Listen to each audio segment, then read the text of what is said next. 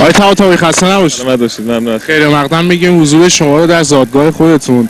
خواهش می‌کنم صحبت بفرمایید از دلیل حضورتون در رشت، ضمن اینکه صحبت‌های مبنی بر این هستش که شما گویا با مسئولین استقلال قدری حالا اختلاف نظر یا مشکل هستی، خواهش می‌کنم خودتون شفاف برای بینندگان عزیز ما این مسئله رو بیان کنید. به نام خدا با سلام خدمت شما همکاران عزیزم، همچنین مردم خوب و خونگرم استان گیلان. امیدوارم که همیشه در هر جا که هستن خوش خورم باشن.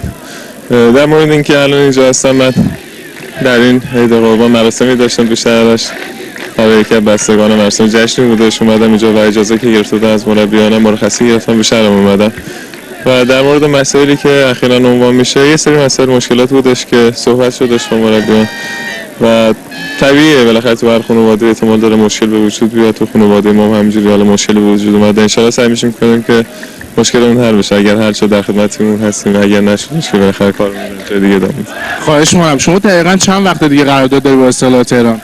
من قراردادم پایان فصل امسال به پایان میرسه که فکر می‌کنم برج 3 سال آینده باشه، 3 ماه دیگه تقریبا. صحبت‌های مبنی بر تمدید قرارداد شما با استقلال تهران شده؟ من هنوز با هیچ جا صحبت نکردم، مثلا نه با تیم خودم نه با تیم‌های دیگه با جای صحبت نکردم هنوز. خب وضعیت استقلال رشت رو چطور می‌بینید آقای طباطبایی؟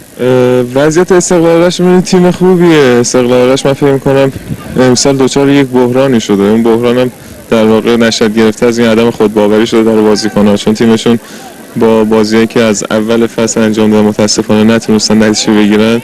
اون انتظاری که از خودشون داشتن نتونستن برآورده بکنن. میشه گفتش که یه مقدار مسئولیتشون سنگین‌تر شده و روشون اثر منفی گذاشته این قضیه. وگرنه مربیان تیم بسیار زحمت میکشن، خود بازیکن‌ها دارن زحمت میکشن، مسئولین مردم که می‌بینیم استقبال دارن میکنن.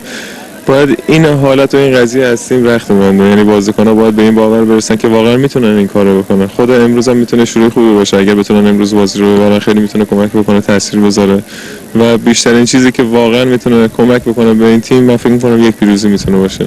انشالله آرزوی موفقیت می‌کنیم برای شما و امیدواریم که همچنان پیراهن شماره 1 تیم ملی وطن شما باشه. ممنون از شما.